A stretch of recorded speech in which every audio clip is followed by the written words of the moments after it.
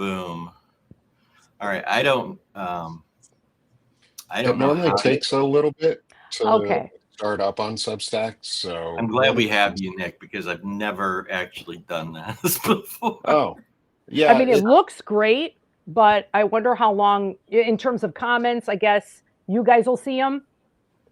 I don't know. No, you actually have to pull up each live itself Oh, individually. I They see. don't aggregate the comments. I think they're getting close to being able to do some So of that stuff in Substack itself. Um, can you but kind we of all help me through? should. Do you have guest channels enabled on it? I don't know. Where would I look? Did you set up any channels for Substack? Like, did you Yes. set your stream keys and all that stuff? Yes, I Okay. did. So at some point, something should show up from you, Rick, at least. I set up a stream key on my side, so it should also go live if you have guest channels enabled. So if you click on the channels in Restream itself in the top next to the like end stream button in the top right hand corner. So okay, I'm up there. The end stream button. What am I looking for now? If you click on the channels right next to it, Yeah. oh, I see mine. Never mind. You do have guest streams enabled because I've got mine pulled up right here. Okay, good. Yeah, like I Nice. said, it takes a little while. I tend to, for mine, I put a like 1 minute countdown. Oh, yeah, I see it with the music. Yeah, and that's Mhm. actually music that I composed when I was in college. Oh, I like and it. had performed by some friends at the time and performers. So I have a variety of different pieces that I use. So that comment one will not show comments from Substack. That will only show like YouTube, Twitch, other I things like see. that. Substack doesn't stream in those comments yet. But I think they're going to get there. And just my question: how do you know when you've got guests or what the guest count is? Do you have to log in from the Substack side to see that, or do you see that Oh, number? in terms of like how many people are watching live, you still Yeah. have to be on Substack for that and look. And I just sort of aggregate together who's in which channels. Okay. So like if yours is set up to stream live too on Substack, you should be able to. I see Rick yours right there, so I've got mine and Rick's. Lisa, if you have a stream key too and set up your Substack channel, you could actually enable it while we're live. Oh, And it'll set you as live. So if you were to create a live event in Substack on okay. your dashboard in a web browser. So learning lesson for everyone. Hi, I'm Nick Perro. I like to teach things. So I do actually have a how-to guide on this, which I can send you Oh, that'd be if great. you want to. Yes. But it's actually super easy to do. Is you set up a live event in Substack on your actual web browser dashboard. So like where you find all your analytics and stuff. When you hit the create new button, it'll have like new live video. Mhm. You create a new one. There is a new button in there that actually says invite co-hosts now. So you can actually do it from your dashboard, which is freaking cool. So I'm thinking some cool stuff might be on the horizon for that. And what that does is that creates a unique identifier key and a URL for you, which is going to be your actual streaming. Like if you were doing through like OMB or whatever, there's another third-party platform that requires extra stuff. But for us, it creates what's called a stream key. It's a UUID, so it's a unique identifier. It's just a line of characters, numbers, and A through Z characters. And that pairs is a pairing key that authenticates you Oh. between Substack and Restream and Yeah. says it's an RTMP, which it's streaming. It's it's audio, video, and data streaming keys Real-time that connect real-time real media time. protocol. Yeah, Yeah. real-time media protocol for data, audio, and video streaming. So that UUID, that stream key, Hmm. says, hey, you have authorization to stream from point A to point B.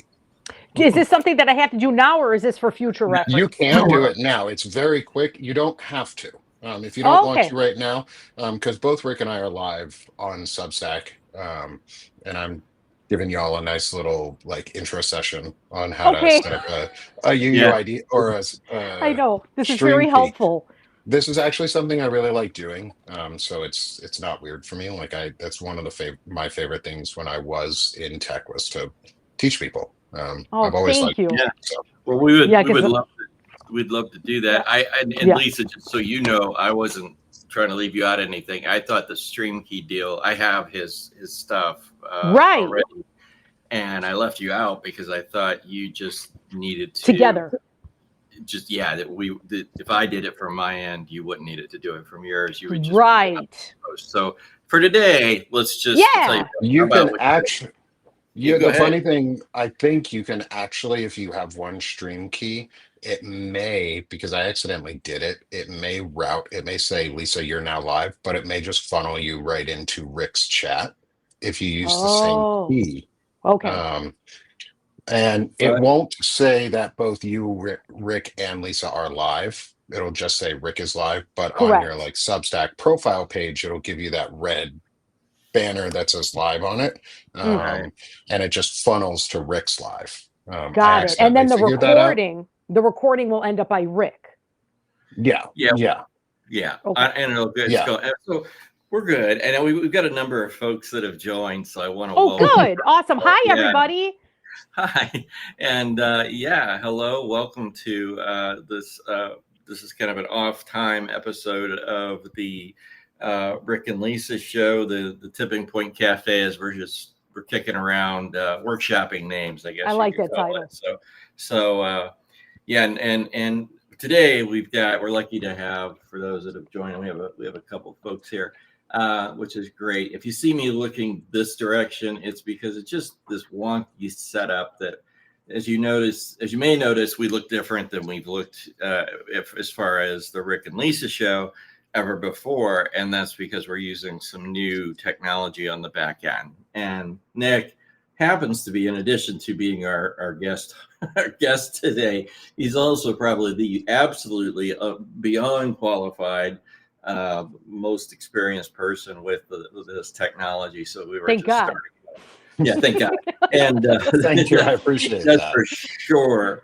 So yeah, and I just had I kind of put together a little bit of a bio for Nick, and I didn't want, it's not verified, so I wanted to just sort of say, hey, Nick, since we may have folks out here in our audience today, I want to state our goals for this particular time together and welcome everybody into our shared spaces here, because I know it's important for us to do that. And I'm sorry I haven't been able to rattle off the people who have joined like I normally do, but my head cannot split into two parts and look that direction and that direction at the same time. It just has, I'll get that skill down soon, but not yet today.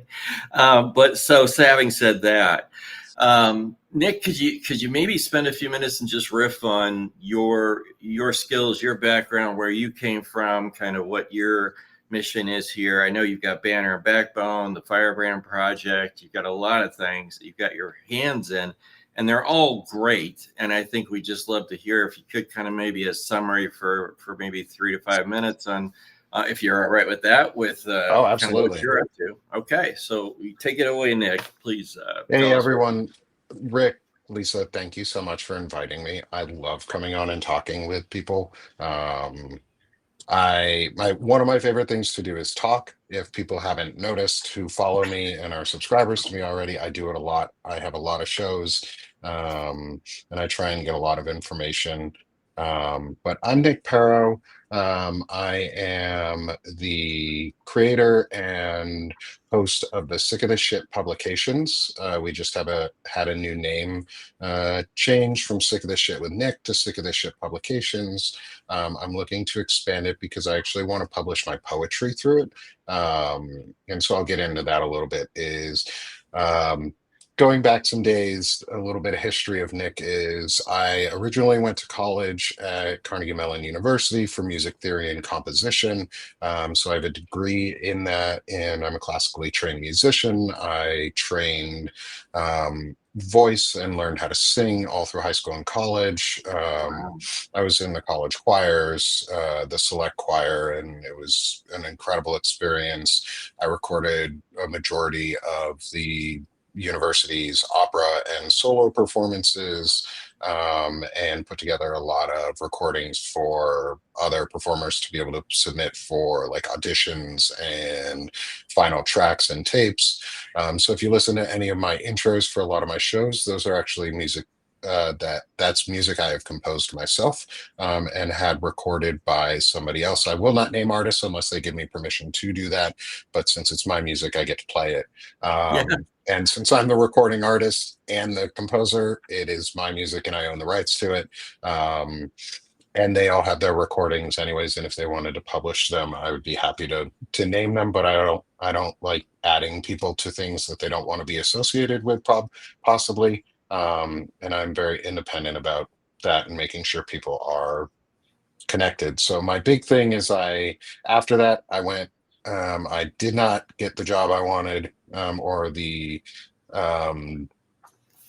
funding I needed to go to graduate school. So I joined the Army. I went in for 4 years. I deployed to Afghanistan. I trained as a intel collector. I'm a trained interrogator, so I learned how to speak and talk to people and get information. It's not as scary as it seems. It sounds pretty terrifying, but I'll just say, that's my perspective. Every It time I taught hear me you say that, I just have this waterboarding vision of, like the thing coming over me. funny you say that. Is they actually teach, one of the things they teach you is what to look out for if somebody is being tortured, because when I was in the service, Abu Ghraib had happened, and the Yeah. MPs, who are the military police, tortured prisoners, not the Yeah. interrogators. The MPs tortured. We got blamed for it. So there was a whole bunch of like new regulations we had to follow, but they also got into a lot of trouble. And it was really good that they did, because torturing people is bad. So we learned what it looks like, so that to see the signs for it. Because it's highly illegal to torture people. Waterboarding is very illegal. It is a very effective thing, but it's really illegal. Really, Yeah. really illegal. Don't ever do it to anybody. Don't ever offer to do it to anybody. Don't ever offer to have it done to you just for fun. It's not worth it, friends. But anyway, after that, I deployed to Afghanistan. So I'm a combat vet. I went to a place called Fob Shank. I lived under, or otherwise known as Rocket City, while we were there. Our 4th of July was a lot of mortars coming into the base. And so we got a really interesting light show. Wrong direction. Wrong direction light show, but our base fired back. So we got a good light show in the other direction too. I got out a little while after that.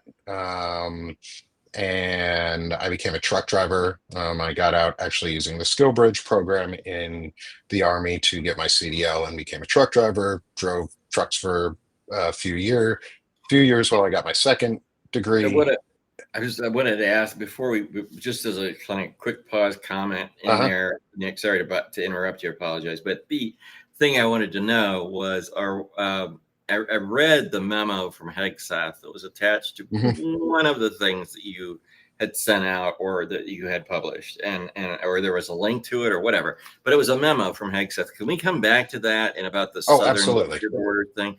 Because I'd really like to hear you talk a little more about that, because it sounded like a big deal. Okay. Yeah, there's a reason I brought up Skill Bridge specifically. when I Yeah. was saying this, because I used that program. And when I got out, the military, up until like just now, the military never pushes any Mm. other outside organization to go to. There is a blacklist of organizations or a do not go on list that's like, hey, these are bad places. You should not work there. But they Right. do not ever actively push for a single organization. And that's what they're doing right now to get people to transition out for 180 days while on active duty still to join ICE and do internal policing and work that is violating the Posse Comitatus Act. So yes, I'd love to come back to that because I think it's Okay. really bad. Yeah. Yeah. That'd be Yes. great. And please, please do. But anyway, you were kind of going through your experiences. I didn't mean to interrupt that flow of thought though. So love to hear more of what's. Yeah. Give me one sec. I'm responding. I got a couple messages in the chat about the music stuff too. So it's good that more than just me is classically trained and That's nice. knows music in my community. I love it. I've been in music actually for years, not classically trained. I'm a vocalist even now. My first band was a punk band, and then Oh, I'm nice. into metal, progressive metal, and now I also do like hired. A friend and I, he was in the punk band initially, so I've known him forever, and now we are hired out for like corporate gigs, cocktail parties, and it's so much fun. Oh, And that's it's awesome. it's like when we were younger, we were like principled artists. We'll never do covers. We're only going to do our original music. And now it's like, yeah, but now we get paid. So Now we it's get like, paid to do yeah, it? now Okay. now it's totally different. But it's fun. It's a lot of fun. Yeah. But I'm still doing the metal thing too. Now the classically trained, I love that. So yeah, I love that you have that background. My favorite genre is heavy metal. Yeah. And Oh so wow. like I've gone to Rocklahoma twice and I was in the mosh Yeah. for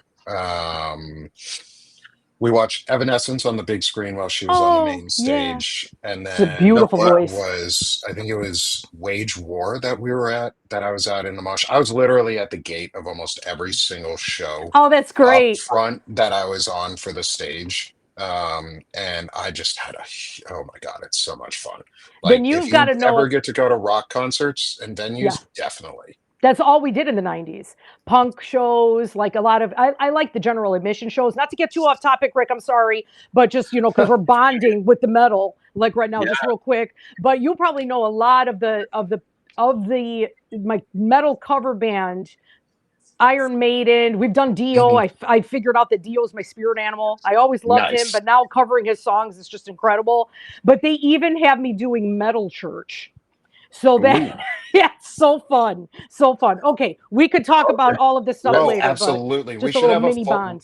you should come on my show, Lisa, and we should have a talk about just I music. would love I'd it. love that. Yeah, Yes, and Cool. I'll sounds talk to great. you and after Nick, and get which one to Perfect. show. if you want to talk, man, I've got my master's in music and Ooh, I was teaching gonna degree, say even teaching degree and a performance degree from. nice. we all More the Yeah, attracted each merrier. other. Yeah. yeah. So I Musicians haven't used find it in years. musicians. Yeah.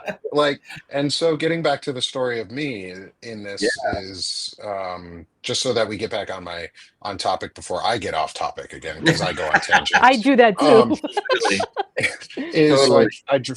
I drove local pickup and delivery truck driving for a few years while I was getting my second degree in computer science.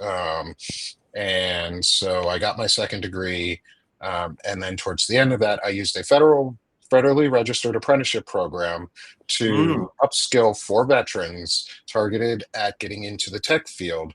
And I got an apprenticeship at Amazon, wow. where they sent me to coding boot camp.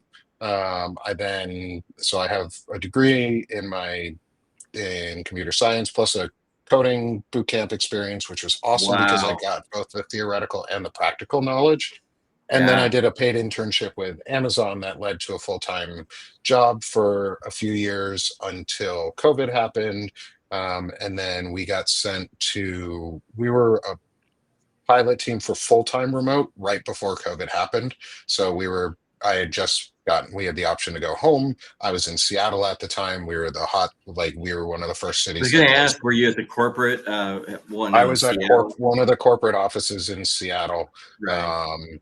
And 2 weeks before the city itself closed down, our team was given the option, hey, if you want to go home, you can. If you have like immunocompromised family members, or you are, and I was like, yep, Right. pick me. I'm going home, and I never left. And so I That was helped home. build and Home maintain. was that back to where you are now, or is that somewhere? No, Was I that was in Seattle? Washington. You I was okay? just Okay, outside of the Seattle area. gotcha. Yeah, I We was in lived in Rent. Seattle. We Yeah. lived in Seattle in the Puyallup area for almost 10 years. Oh wow, cool. I was And I was right down in Renton, just south of Seattle, where the Boeing assembly plant was. And yep, that's where we I were able used to to film. deliver a lot of freight out there. Ah, yes, lots of Terrible roads. big greenies going around in Oh there. yeah. For those who don't know, they're just airplanes without wings. So anyway, please continue. Yeah, no. Meandering on. And so I worked at Amazon for a few years. I helped build and maintain the Alexa Health. I was on the Alexa healthcare team before they shut down that entire division, and I lost my job. The only time I've ever lost my job is twice in tech. And I've had careers before that, and I never lost my job. And it wasn't because I did anything wrong. It was always because they're like, Yeah, hey, we're just shrinking out your entire division out of or, oh, your job is obsolete because we made it obsolete. So we're just going to let you go. Anyways, it's not that I'm bitter about some things, and I'm contractually obligated not to talk about certain companies, and we'll never say any names until I'm after that 1 year contractual obligation, and then they can fuck off all they want. right. Is I that hear being you. said, is I helped build and maintain the COVID self checker at home, so you could ask Alexa, hey, do I have these types of comorbidities or symptoms? Should I go to the doctor? Do I have COVID? And it worked really well. I also added in the suicide prevention hotline piece of it. I'm really Wow. big into advocacy for like folks with disabilities and awareness around that. That's one of my big things, is because I am a disabled veteran. I have fibromyalgia. I have other chronic conditions that are really, really shitty, and we're being pushed out of a lot of systems and society in a lot of ways. And the VA is being attacked, and I use that as my healthcare. And it's really shitty that they are trying to take my services away, as well as other veterans. And I'm a big advocate for disability and things like that, and I always have been. Helps that you grow up with a psychologist for a parent and a military for the other parent. You get both worlds on how to mesh them. Imagine. Wow. And so, sorry.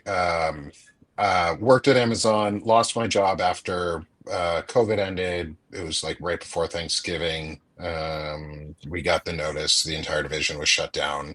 I was lucky enough to get on at a startup. I worked there for almost 3 years. It was a very good experience. I learned a lot. I became a senior DevOps engineer, so I'm really well versed Very in cool. backend and platform development for software.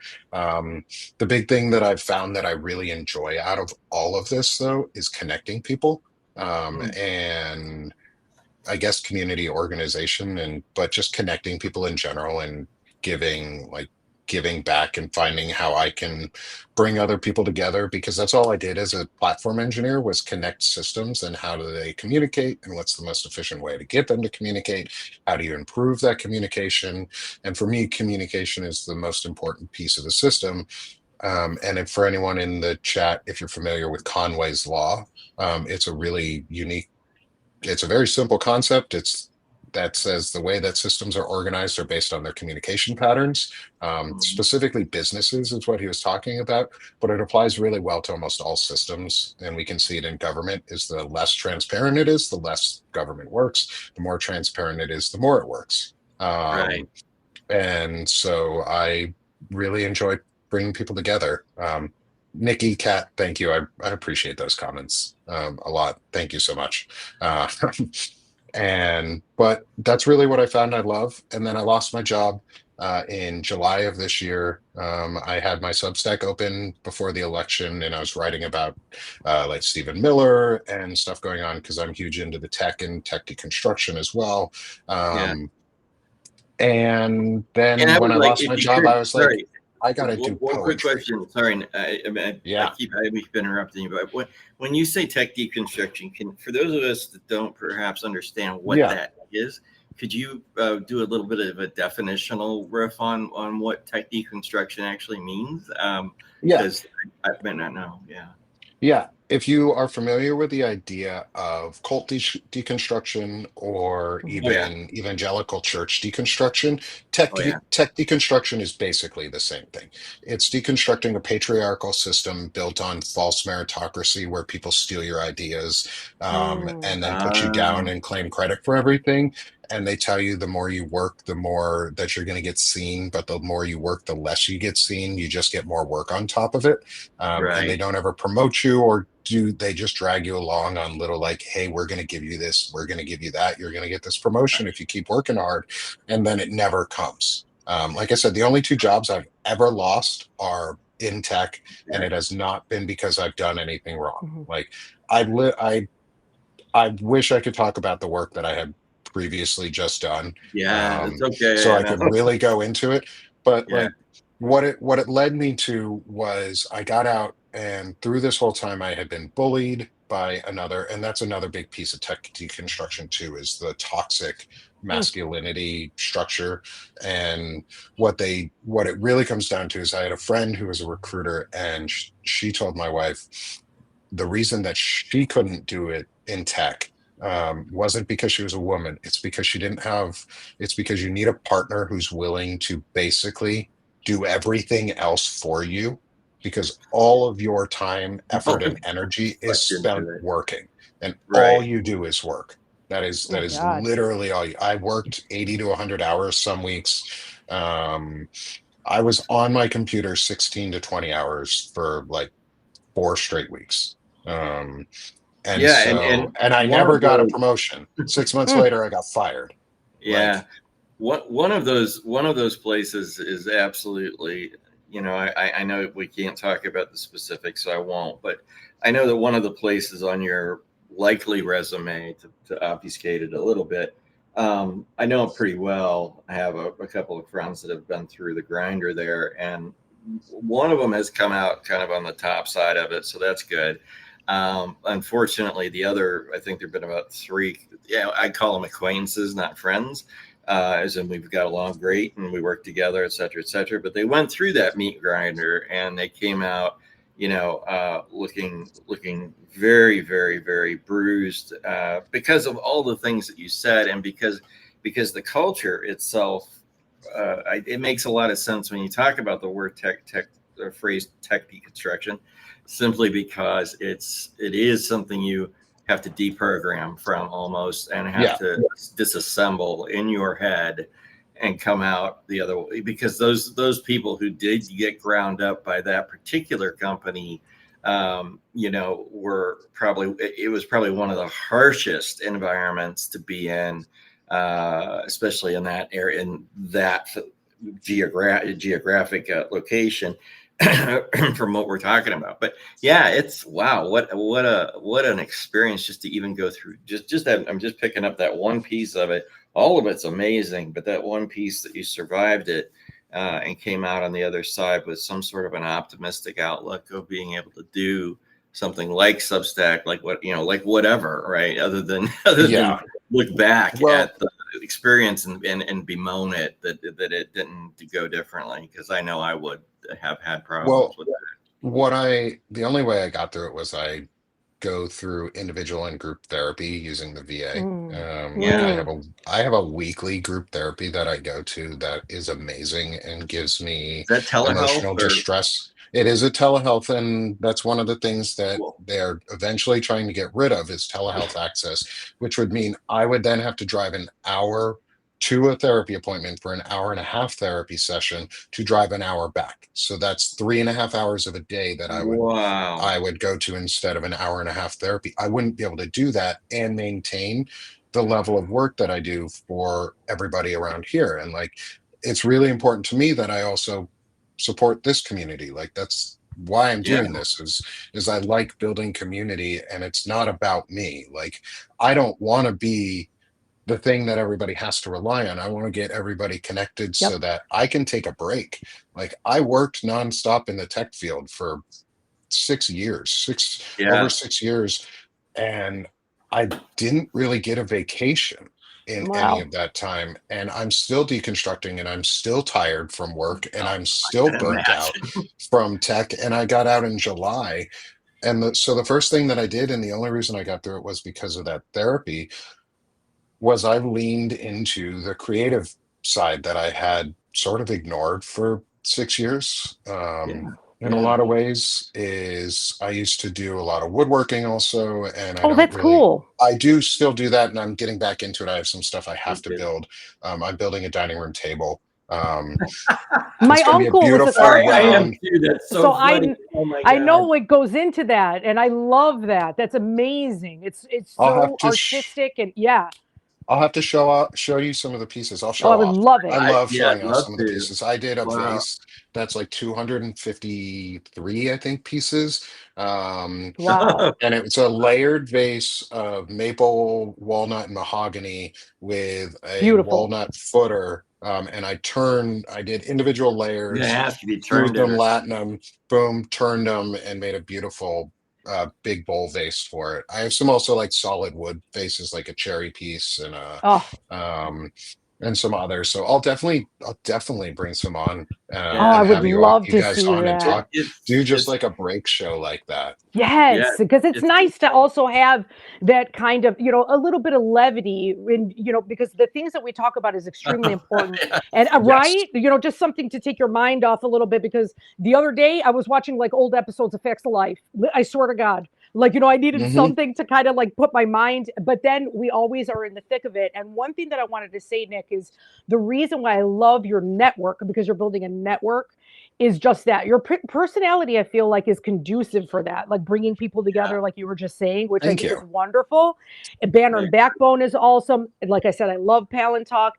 And these are things, Rick and I are on the same exact page of raising awareness, and Hmm. not necessarily like you were talking about liking to educate, and you are qualified to do that. In my instance, like with a lot of this stuff with politics, I literally started paying attention in 2020 is what did this to me.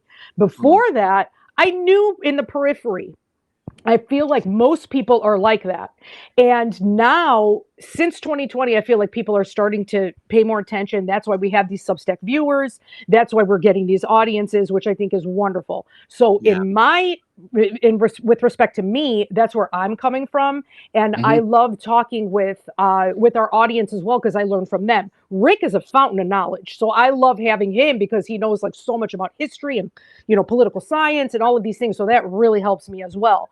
But I have to say, I love what you're building, because you're doing all of these extra, you have the time now to be able to dedicate these other publications. And my hope is that we start out small. Like I'm super small, like right now. But as we gain more momentum, little by little, and my dream is that these concentric circles will just like keep expanding outward and then end up touching each other, and maybe even Hmm. make bigger movements, because we know, like, we follow Midas Touch, we follow David Packman, they have big platforms, but they Yeah. always say, and I just was listening to, I think it was Tim Miller actually was saying, he was like, we need more progressive voices. We don't have that right wing machine that the right has built Hmm. for decades and Oh, decades. We need yeah. that as well. So I love what you're doing, and yeah, that's So, basically my so whole point. let me get into that a little bit, because that's the Yes. next piece of all of this. Is so I started. I lost my job, and I really started into the Sick of the Shit. At the time, Sick of the Shit with Nick. Now it's Sick of the Shit Publications. I love that Is title. I always did. Thank you. Um, and I've added a little subsection, which is the Sick of This Show, which is the Mhm. actual live stream. And then my what I really started doing when I lost my job was poetry. So I leaned back on my creativity and I was like, what can I do instead of going like deep into the hole that I might normally go into and beat myself up and become either a danger to myself or my family because we lost my job? Like, what's things are crashing. Like I could have gone Right. really, really, really deep, but I didn't. And Yeah. then instead, I was like, you know what? I haven't done anything creative in a long time, so I'm going to write some poetry. My Yeah. grandfather used to write poetry. I've actually a couple of the pieces I composed in college were his poetry into music. Oh, Um, that's nice. and eventually I want to publish his stuff onto my site as well. But I rebranded recently because I want to do an actual book. I want to write a book of poetry.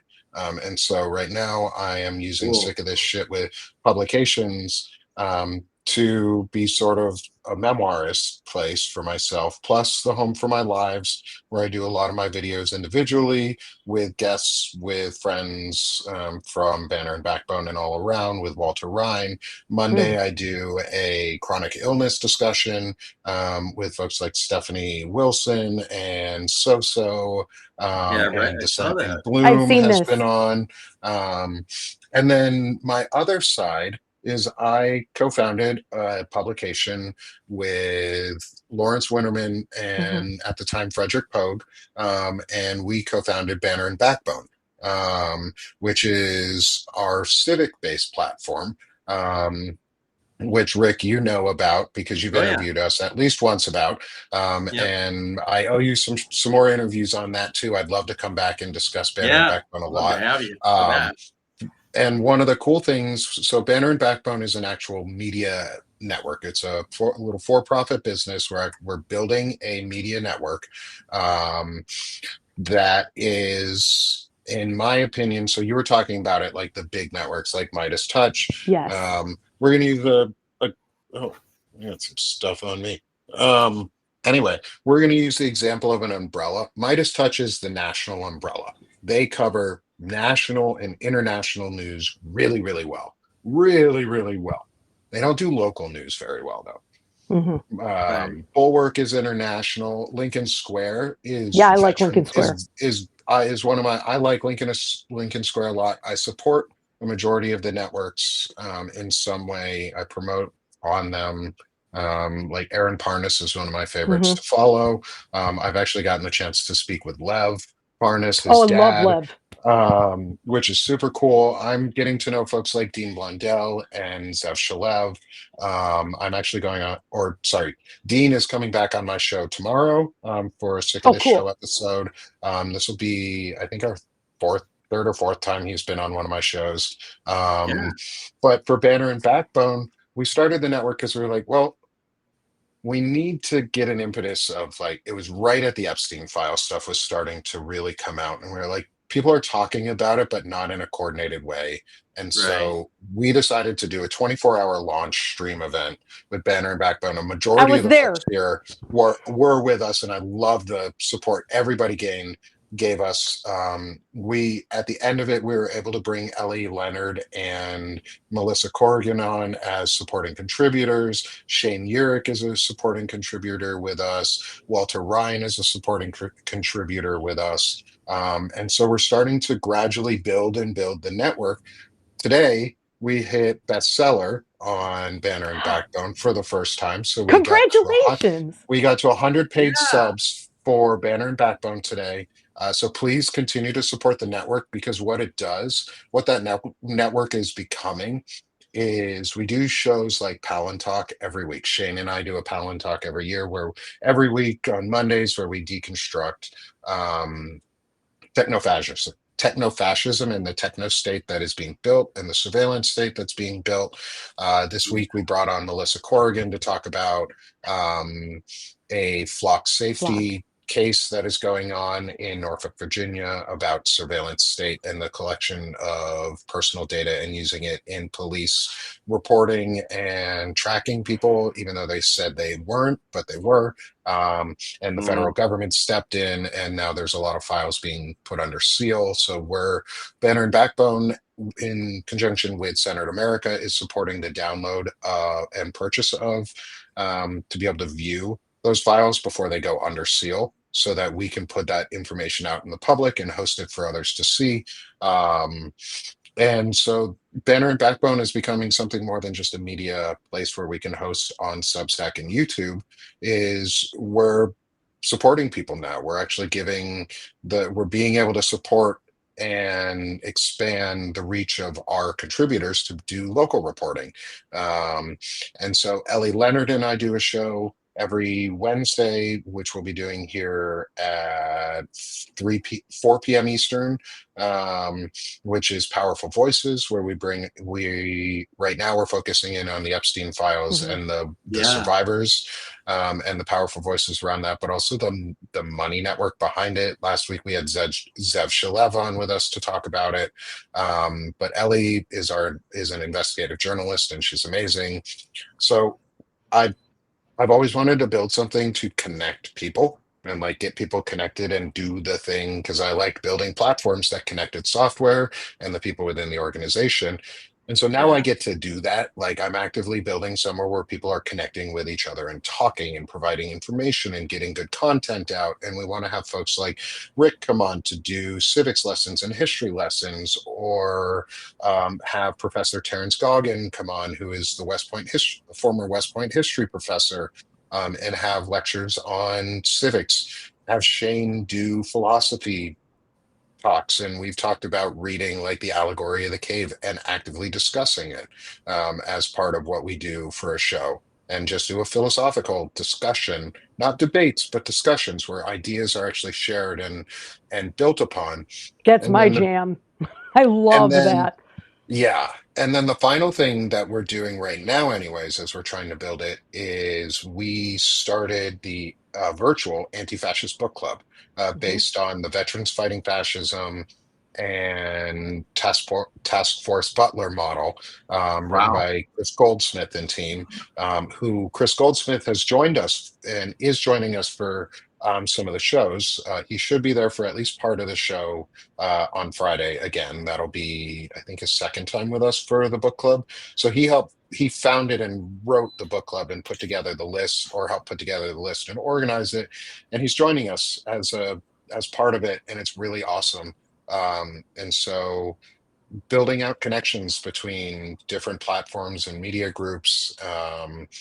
Hopefully someone notices us and keeps helping us build bigger. Yeah. But I don't want to be noticed in terms of like funding by like billionaires. I want other Mhm. folks like you, like all of us, to Yeah, We're support gonna each have a other. grassroots. Yeah, $150 million sweetheart deal that they just yeah. whoever. Like I Yeah. wouldn't mind um joining some of the 501c4 Mhm. organizations for support that offer like funding for creators, as long as they don't tell me what I have to write and that I can't write certain things or report on certain things. Um, and there are groups like that out there that support creators, but we need more of them. They're like mutual aid support systems for creators, and that's a big piece that I'm also working on with Centered America and Melissa Corrigan. Is we do a weekly show on Wednesday mornings talking about centering the discussion and pulling the Overton window back into Mhm. reality. Mhm. And today's show was on mutual aid, and building a mutual aid system for each other. Um, and Well, that's specifically cool. for military folks who are possibly going to have to defy orders in case illegal Mhm. orders are given. They will lose pay and they will be put into the brig or a Oh my military God. prison more than likely, which means their families are going to lose probably their only support system. And it's on us to show those soldiers and service members that we care and that we have their backs, or they're not going to do it. And so we're trying to start and build a mutual support system That to is show a great them. idea because also general strikes, if that Mhm. ends up coming, you know, in And for which, federal workers who yeah, may not get their pay because Trump wants to illegally withhold the furloughed federal workers' pay, yeah. things like that. If we have mutual aid systems in place, and we're fighting together, and it's ways that we can give back to each other and then pay it forward Hmm. again when we no longer need it. But we need people who are wealthy to support this without wanting to have their name on it. Like, if you're Yeah. willing, like Mark Cuban or Taylor Swift, like, you guys have fucking shitloads of money. Sorry about swearing, but you guys have buku amounts of money, donate it to mutual aid and give it to Right. the people, because that's what we need. Like literally, that's what people need right now is actual financial support and money, because our money is being taken from us. Hmm. Um, So and so I want to start help building those systems. I wanted to. If I don't. I hate interrupting because I love listening to you talk. But I have a couple things, and I was kind of looking for, you know, in the comments. There's obviously lots of support for what you're looking for, and one of the things that I've been trying to wrap my head around is something you keep coming back to about your love of connecting things, right? And I would be curious to get your thoughts on take two different social networks, right? Like take the Substack ecosystem that we have and the independence that we have and more of the I'll call it progressive mentality that this section, at least this zip code or this end of Substack has, and then compare that to a place like X, right? And you look at the toxicity. You're like, I have to read it for the stuff that I write. You know, I have to dip my toes into that world, and it's a very it's a very hateful place. And so the Yeah. question is, what is the difference? The question to you is, what's the difference between both are platforms, both are obviously places for people to put their ideas. Elon Musk happened to buy Twitter, and he has his own set of ideas about how that should go. And then the Substack owners bought their platform, and they have fundamentally, I think, different ideas. How is it? How do we shape and guide? Is there ever room to expand and acquire or build into those what are now negative spaces like X? And or is there reason to, or do we just expand within the context of Substack, which we would then accept some of the limitations that might come with it? If you follow with me, right? They're not Yeah. necessarily they're not the Twitter of of certain types of content. They're you start to accept some boundaries with Substack that I don't think you have to necessarily accept the same boundaries with X or Blue Sky or whatever. So what's your thoughts on both? All these are platforms. It's obviously the people that pollinate them, and then it's something on top of that. What is that is different between our world and the world of X? Or insert platform here just to compare it. What do you think is going on? I think fundamentally because Substack started as a writer first platform and is really a Mm, content writing platform and is meant yeah. to put out ideas through longer form written pieces.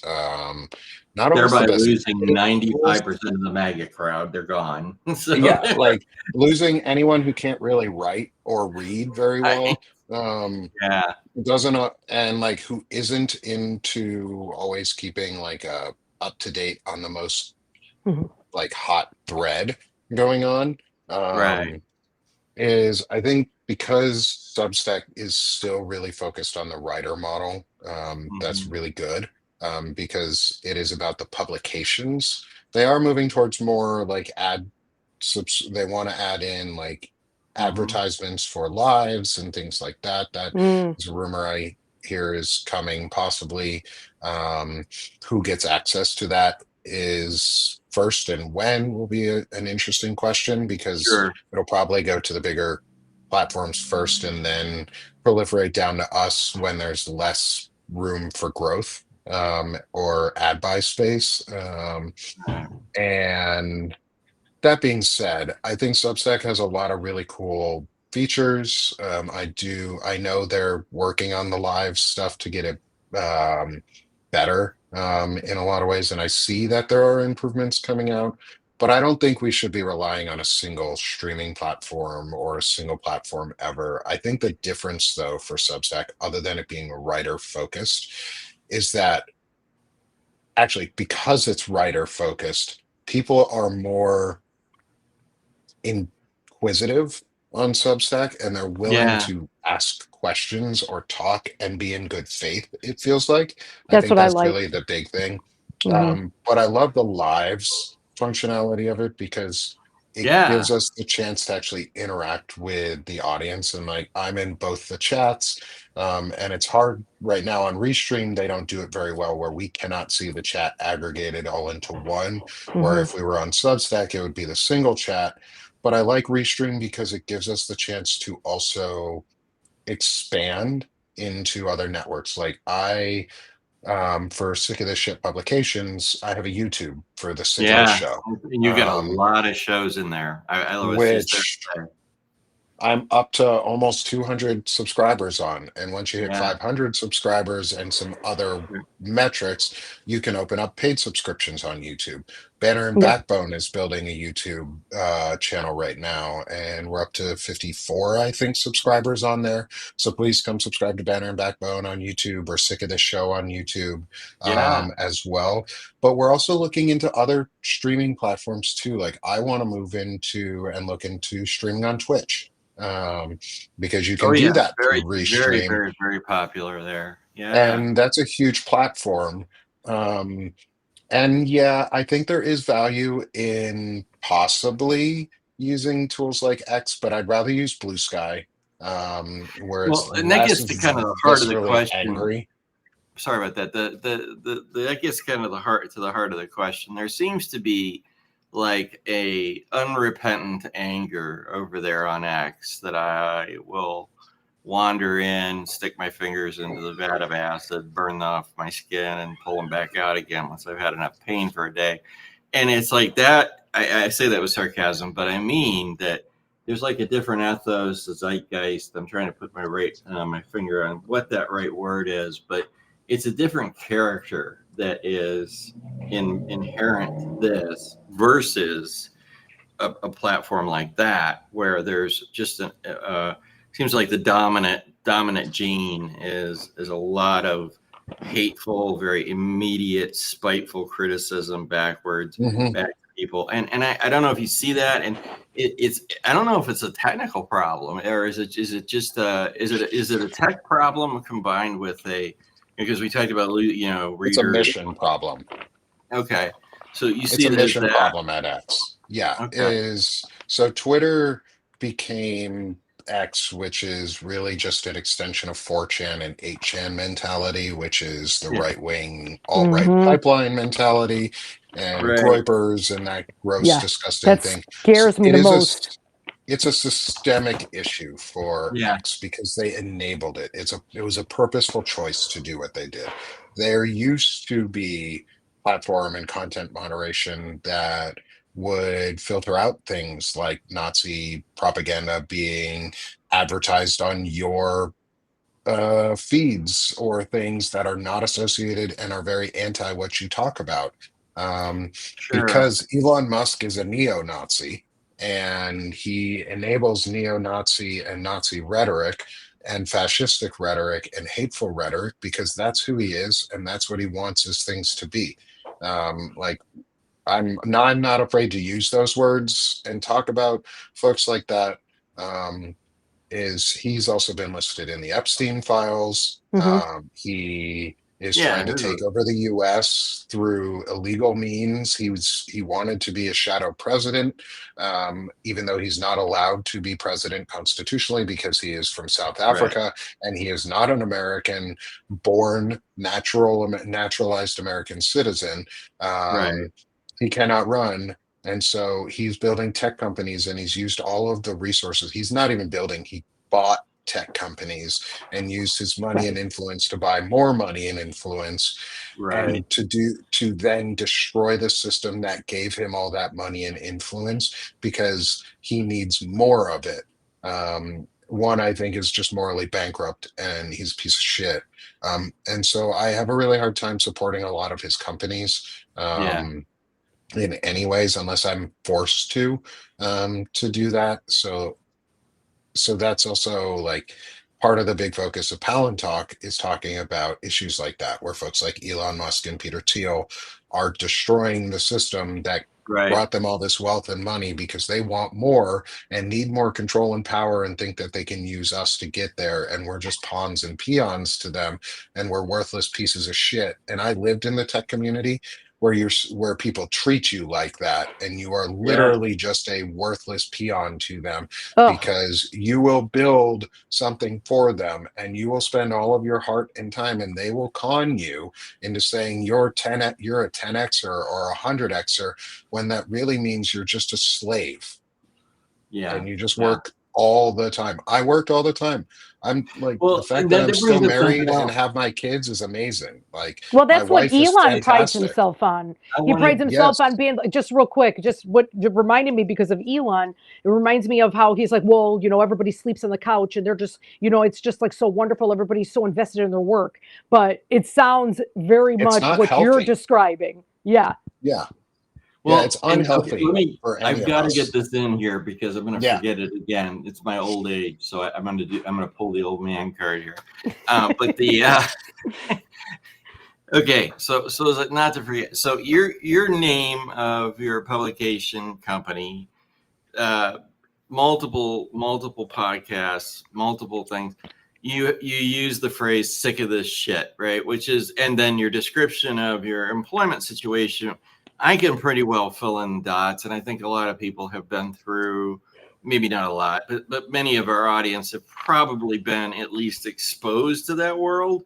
So I'm going to say that's not going to be too hard of a leap for them. But here's the thing: and I'm just asking because I really want to dig into what your thoughts are behind this, which is, are you, do you have resentment because sick of this shit, sick of this show, sick of, that seems to be a resentment filled statement. Now, I'm not criticizing you at all. Hell, I would call it something probably worse, but I just am saying, given the dynamics of how you got here, is there a level of backward looking resentment that you bring to your current uh, art creation through poetry and expression, your philosophy of how to approach life and problem solving and so forth. I'm just curious where that goes. It's not there's no, by Yeah. the way, if you infer any judgment there isn't. No, Not a no, bit. no, no, no, no. It's a great Okay. question. Okay. And I appreciate you asking, is because, yeah, I am sick of this shit. Like, I got fired, and the first thing that I thought was, and I called a lawyer and I was like, what can I do? Like, is this legal? And they're like, yep, you're in a right to work state. You have Mm-hmm. no rights. Um, Yeah. and I'm sick of that. Like, I'm sick of the idea, like, I'm sick of being told that everything that I was promised as a kid, like, I'm a 90s baby. Like, I'm a millennial. I grew up being told that you go to college, you get a great job. Out of college, you're going to be set for the rest of your life. You're going to have a pension. You're going to get a 20. You're going to be at the Yep. same company for 20 plus years. And I got blamed in high school Yeah. for crashing the housing market while I was still a junior in high school, like sophomore, junior in high school. Now I've us been Gen sick Xers, of we this were up there shit. actually crashing it. So yeah, you Yeah. were absolved. And so I'm part of a generation that has been gaslit and blamed Yeah. since we were high schoolers. Like, I have been blamed since I was in high school for crashing the economy, to killing the diamond market, to killing the napkin market, to killing Mm. the paper towel market, to killing golf, to everything. Everything for 15 years or more was said millennials crashed this. Millennials are destroying this. Millennials are the problem. No, we were fucking kids trying to get into the world. Yeah. Boomers are the fucking problem. Sorry, They boomers. Y'all fucking suck. You took everything from all of us. and this is Gen all in walk. their image. Yeah, this Everything is that all we're in. your image. This is all what you guys wanted. Boomers, Gen Xers, and folks who are older.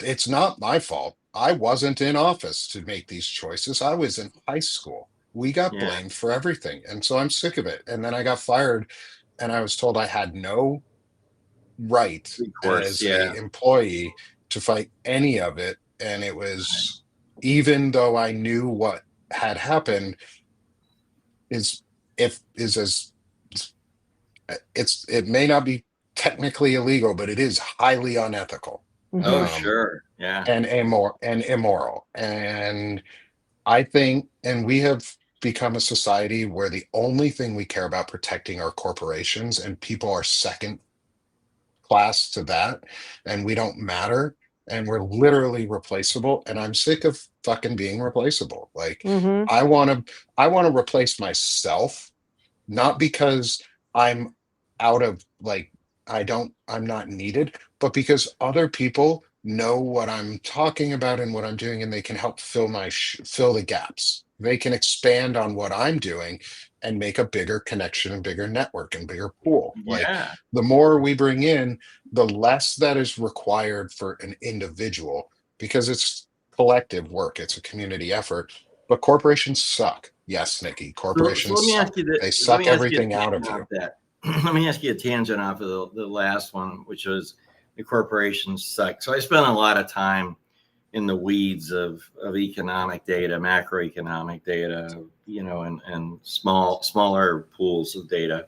So, and I'm sure in your experience, you've probably had exposure to the same thing, which is, that there is a constant curve that goes up where the wealth that's generated by people down here in the lower is constantly migrating and then accelerating as it goes up to that top 1%, right?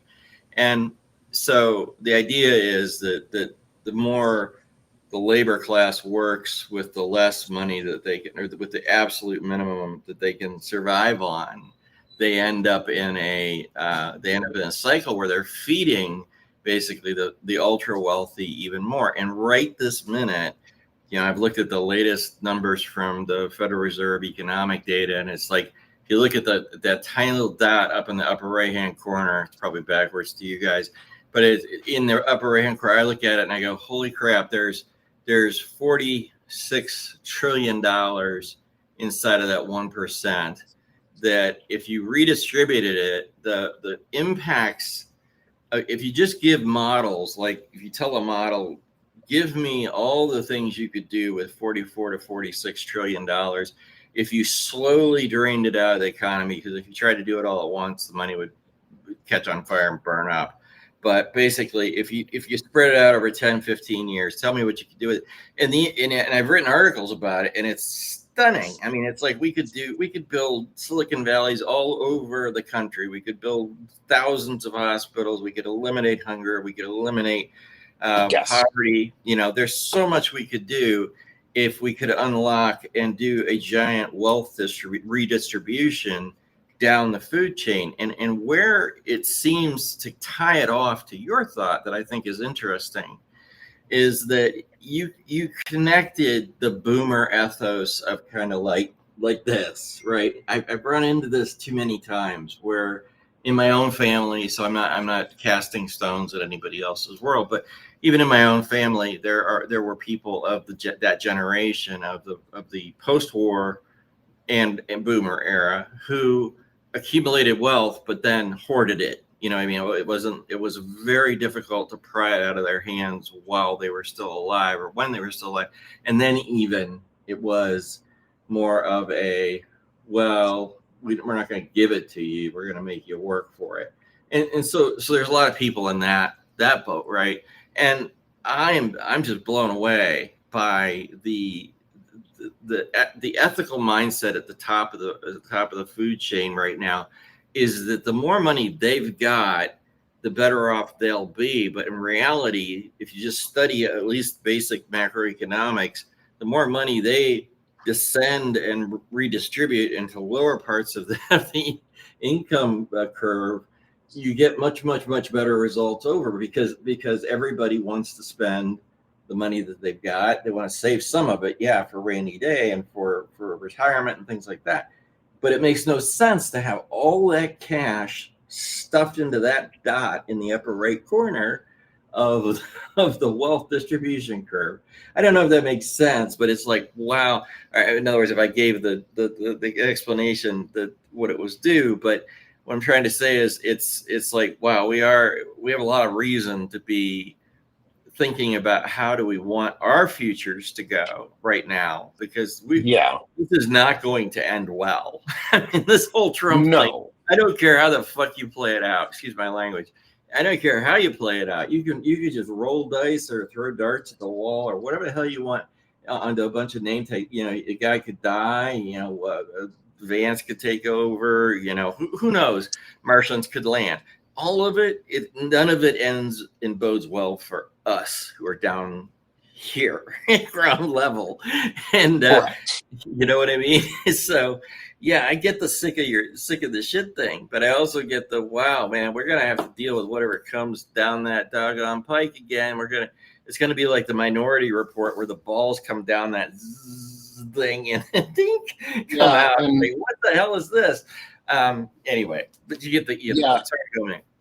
no, and so that's actually one of the big things that I like talking about is and I like reminding people about in my stuff is it's not Trump that I'm sick of.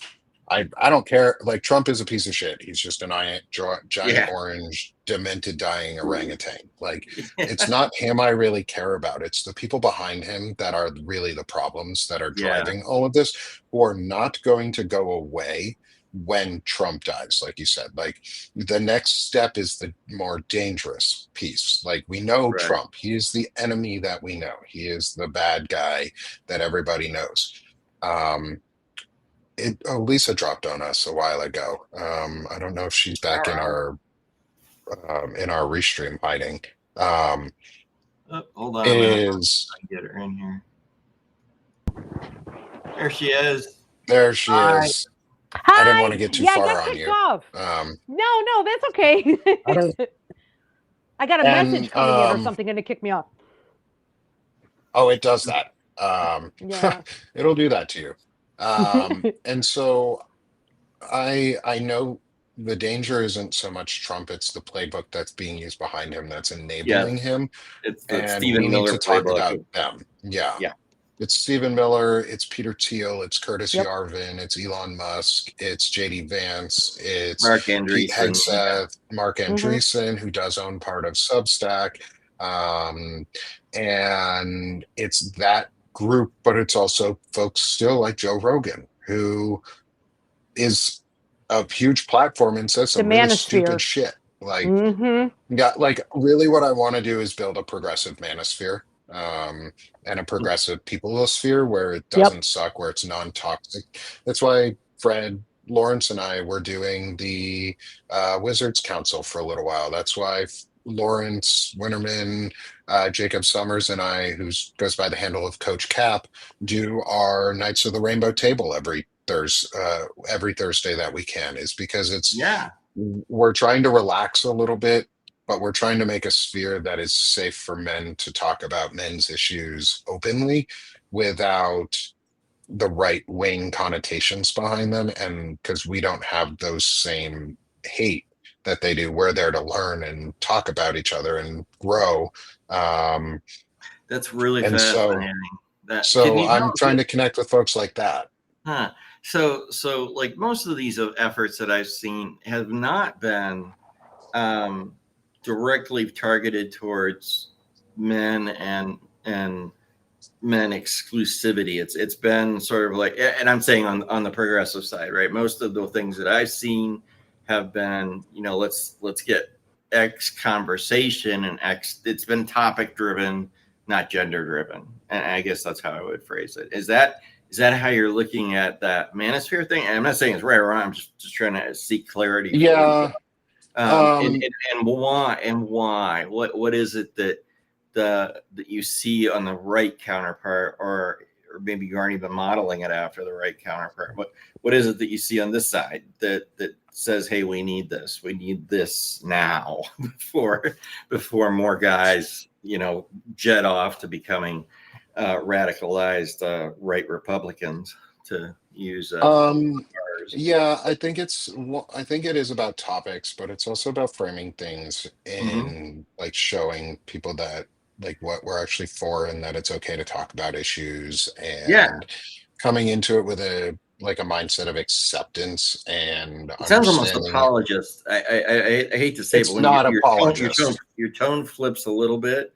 So I just wanted to find out what was going on. I'm not. I think it's great. I just want to Yeah, understand. it's not apologist because I'm Okay. not apologizing for my views. I am very proud of who I am and the views that I have. When we do our shows, we are very proud of who we are. Like Yeah. the Knights of the Rainbow Table is a is two pansexuals and a gay dude doing news as and having fun, and we wear Power Rangers shirts, and I That's have awesome. and like we do fun things, but we talk about just social stuff, and it's more social commentary or cultural things. um and we blend in politics a little bit. It's not so much about the politics for that. Didn't you It's our guys time to take a also break. didn't you guys also have highlight like the toxic masculinity type of things, and like basically not necessarily redefining masculinity, but kind of, Yeah. right? Like just Yes. making sure that masculinity is not like the toxicity that has been historically presented to us like So over the Yes. that's a decades. great point. Is it breaking the hierarchy or the I'm sorry the patriarchy? Is the goal of this to break the patriarchal what's the word model there's a word I'm looking for but I Like can't find the stigma or the it. yeah, Yeah, something like that. Yeah. yeah. So Yeah. how's Yeah, that we're work? trying to break down like patriarchal system Okay. by just being ourselves. And Hmm. we are actively talking about how like we criticize other men. We like Yeah. I talk specifically about like how do you critique or like how do you bully the bully um without attacking personhood. Because and we talk a Huh. lot about the difference between attacking ideas and personality versus attacking personhood. Yeah. um, and Hmm. how you reframe conversations, because we're not nice when we talk a lot of times, and we still do, like we still joke around with each other. We Yeah. are able to talk about women and things going on, but we're never demeaning towards women. It's never Right. about demeaning or belittling That's anybody cool. Yeah. other than other men. And like I specifically belittle certain men, but it's also about being able to do that proudly and take Yeah. away the stigma of words like I'm gonna use this. We don't call men in our channel pussies. We call them Hmm. testicles. We call Yeah. them testicles or taints or penises because a Taints. testicle is soft, weak, and can be squeezed, and that's really what they are.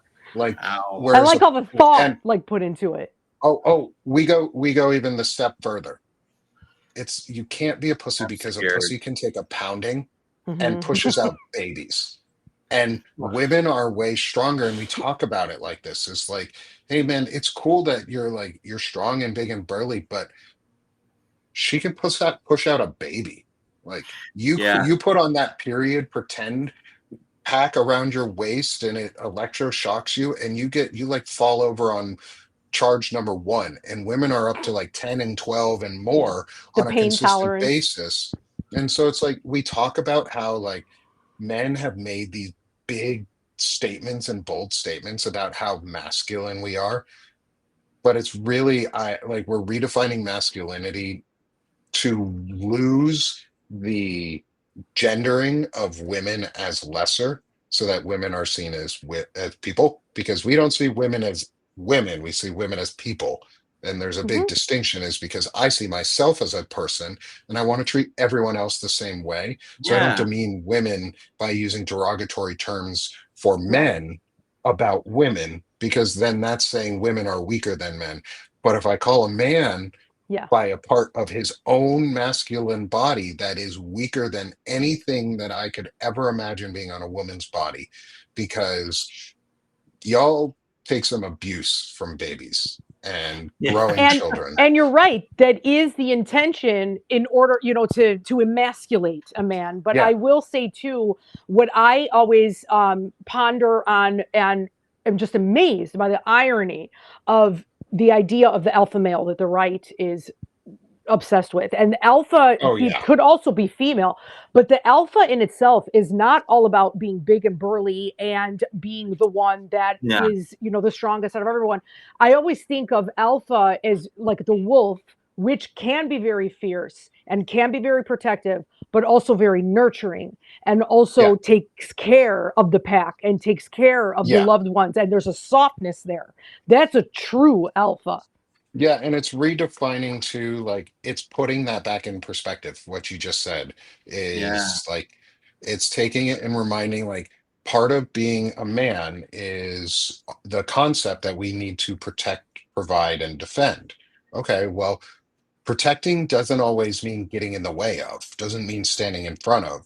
Like I protect my family by building my Yeah. business, or Mhm. say I protect my family by getting out of the way of my wife building a business or getting a promotion or getting a better job, Sure. because maybe her role is much more important than mine in providing for the family. So the way that I provide and protect is get out of the fucking way and let my wife take charge in that way, so I can take charge in areas that she doesn't need to be able to do or have to take responsibility for. Because like for me, I've been married 10 years, so I'm in a partnership and I love my wife very much and she's my best friend. And I will never out any information about her.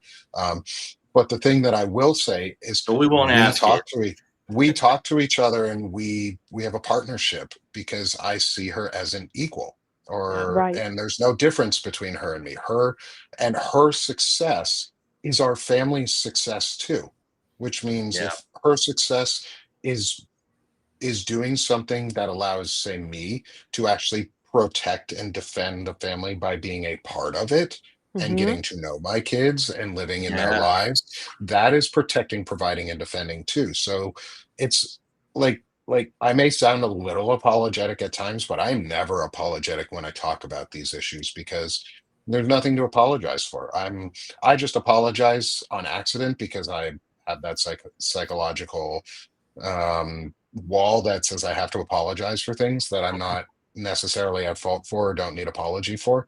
Um, but yeah, that's why I do this, because I am That's really sick of cool. the shit and people putting us down and people making us feel like we have to hate instead of doing all sorts of other good things. Like we could be talking about how AI would be making all of us millions of dollars or dollars in general through a universal basic income, but we can't talk Mhm. about those things because AI has become this evil thing really quickly, because the people who are using it, not the technology itself. Like I'm not a Correct. tech deconstructionist as in don't use tech, get away from all your tech. I'm a tech deconstructionist as in let's deconstruct the patriarchy and the fake meritocracy out of it and make it into a system that actually values people. Yeah. Because that's what I was taught tech was for, was it was a tool for people to make It's a our lives tool. easier and do no harm, but do good while you're doing it. um, Yeah. and so my Well, that's really cool. publications are hopefully doing good and connecting people. Um, Yeah. and with I, that, I do actually have to drop though Oh, yes. no. here in a Yeah. minute. Yeah, We're because I think over. you're on soon. Can Yeah, we? I'm Can on we? in 9 minutes with Ellie Right. Leonard. So you have this time for a bio break and all the other good stuff. Is it okay? Can we maybe plan or pencil you in here for? It's already Wednesday, but can we maybe get you back next week for another Oh, session? Can absolutely. we do Yeah. this? Oh, I would love it. Okay. Because Oh, we'd love to absolutely. talk through some more. I have a list of questions I've developed after based on what you said. So yeah, Yeah, I want to. absolutely. Exactly. Love to. I want to thank everybody that is in the audience because we have just about 100, almost 104 away, and I appreciate all of you coming in and letting us into your space and allowing us to operate from ours and hopefully help and talk through some things that like Nick has brings to the table so much that we appreciate. Is I want just to plug it again. It's Banner and Backbone. It's Sick of This Shit with Nick. Go visit him if you haven't subscribed. Please subscribe to support his channel, to support his Substack. And did I miss another one? I forgot. I think I did all No, three. it was Okay. the Sick of This Shit publications and Banner and Backbone are my Banner and two. Backbone. I also Amazing. collaborate with Shane Firebrand. York to help support on the yes. Firebrand project where I can. Palin Talk. And Palin Talk's actually a Banner and Backbone show now. Oh. We moved it from being we stream it on all of our channels, but it's hosted on Banner and Backbone as the main home great. for it now, and that gets streamed on the YouTube every week. And like I said, we're going to be working on streaming it into places like Twitch, plus building out systems where we can restream episodes in order. That's and so cool. People can get some like recapped content for like the book club and stuff like that.